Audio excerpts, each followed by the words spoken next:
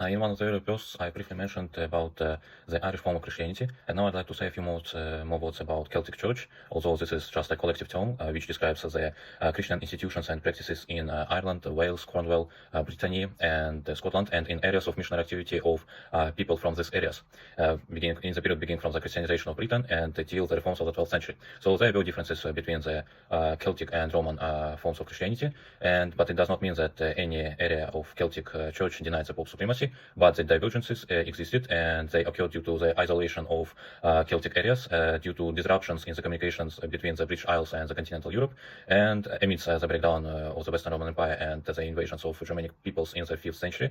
And also for certain periods, Celtic areas reinforced their religious practices as, unsurprisingly, they were in closer contact with each other than with the continental Europe.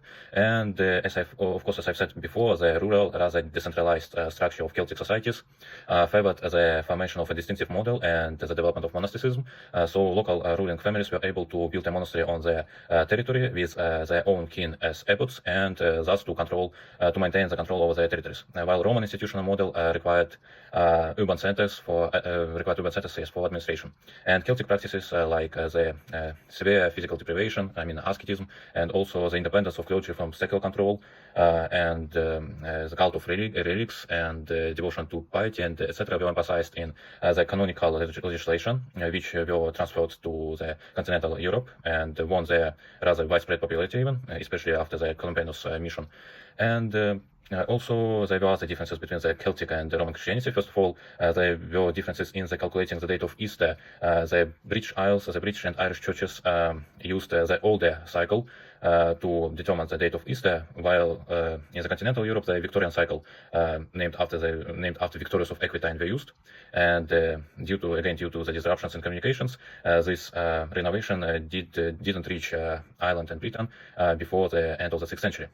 And adherents of Celtic Easter, including Columbanus, they opposed the introduction of the renewed cycle, but in the 7th, 8th centuries, most of the Celtic areas accepted the Roman Easter. In Northumbria, for example, the Roman practice was accepted by the Synod of Bede held in 664. And also there was another difference, tonsure. There were Celtic and Roman types of monastic tonsure, but this controversy was also gradually solved in favor of Roman practice, as the Roman Easter was accepted, so the Roman tonsure was also gradually accepted. And there were other differences, for example, in liturgy and spiritual life and etc. But due to the reforms of the 11th, 12th centuries and due to conquests and the influence of the Roman Church, the Celtic Church lost most of its distinctive characteristics and its autonomy. Nonetheless, it played a historical role. As I've said in all the previous posts, Irish monasteries were important artistic and scholar centers, and where in particular classical texts were studied and splendid illuminated manuscripts were produced. Check the sources and lists in the comments and on the website.